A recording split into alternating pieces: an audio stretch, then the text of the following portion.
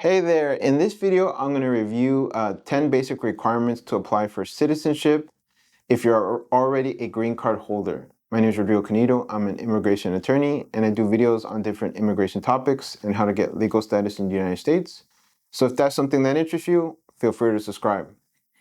Alright, so this video really is for someone who wants to apply for citizenship and is already a green card holder. Maybe you want to apply for citizenship so you can vote in the elections.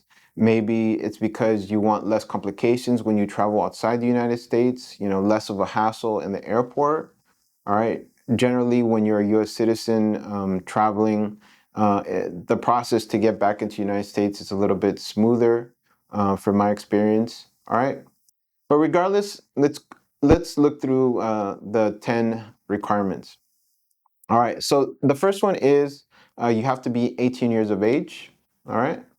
The next one is you have to be a green card holder or have legal permanent residence, right? Same thing, for either 5 years or 3 years. So the majority of people will have to wait the 5 years before they can apply for citizenship. But some who got their green card through marriage to a U.S. citizen can apply within 3 years. All right. And you have to keep married to that person and be living with that person during those 3 years. All right. Another one is you generally have to be living in the United States for that required period of time. So, I mean, you can travel outside the United States, all right, but you're limited to how long you can travel as a legal permanent resident. So, specifically, you should not travel more than 6 months. Okay. So, I always tell my clients, if they're going to travel, to not travel more than 5 months. That way, if there's some complication at the airport or, who knows, they're not going to be in a situation where they're stuck outside for more than 6 months. Okay, so again, you can travel, but don't travel outside the United States more than 6 months. All right, in that 5 year period or that 3 year period, whichever category you fall into. The other one is you actually have to be living or be in the United States for the majority of the required period of time. So if you're in the category of the 5 years, all right, you have to be in the United States for at least 30 months, according to USCIS or immigration. And if you're in the category of having to maintain legal permanent residence for 3 years, you have to actually be in the United States for at least 18 months, okay? So being physical presence is actually important for this section of the law when it comes to citizenship. All right. Another time requirement is if you're traveling from one state to another, okay, and want to apply, for citizenship in a new state. So, for example, if you moved from Texas to California, and you want to apply for citizenship in California, then you actually have to be living in California for at least 3 months before applying for citizenship. Okay? All right, so those are some of the time requirements for applying for citizenship. Now, another one is good moral character. So you have to show good moral character to become a U.S. citizen.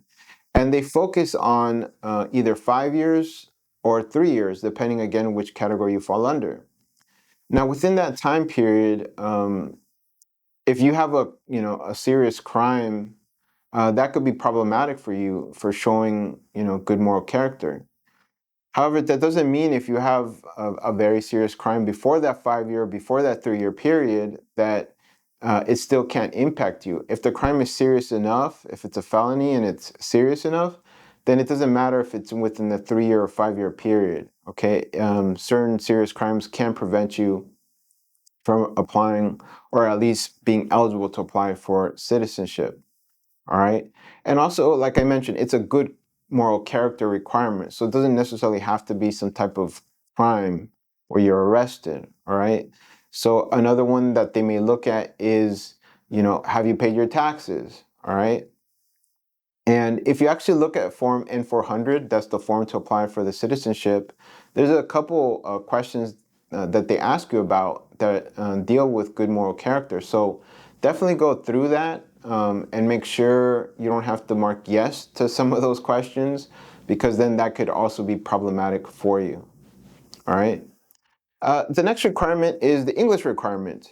So they're going to test you to see if you can speak English, if you can write English, um, and just make sure that you understand English, right? Now, this is not a requirement that there's no way to get around. There actually is, amazingly. If you've been a legal permanent resident for enough time and you're of a certain age, then you can actually get a waiver from having to meet the English requirement, all right?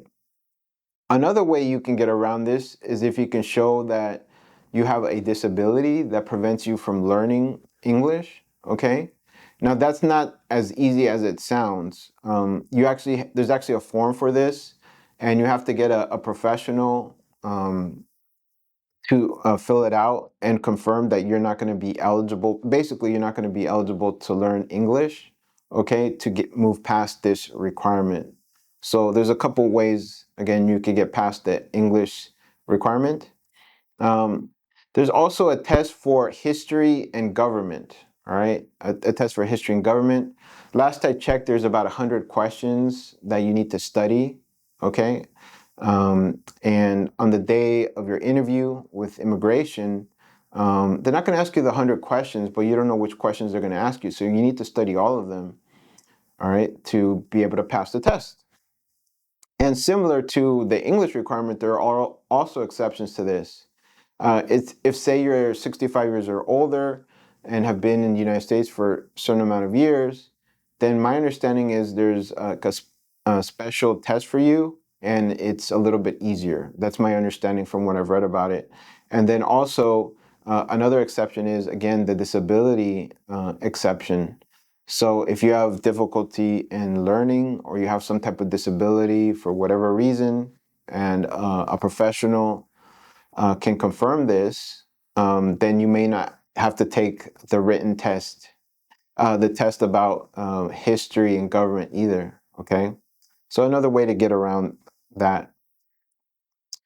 All right, so moving on, you also have to agree or support the Constitution of the United States and the form of government. And finally, you have to swear an oath of allegiance to the United States. All right. I mean, you are saying you want to be a U.S. citizen, so you have to take that oath as well. All right. So thank you so much for watching this video, and I hope you got something out of it.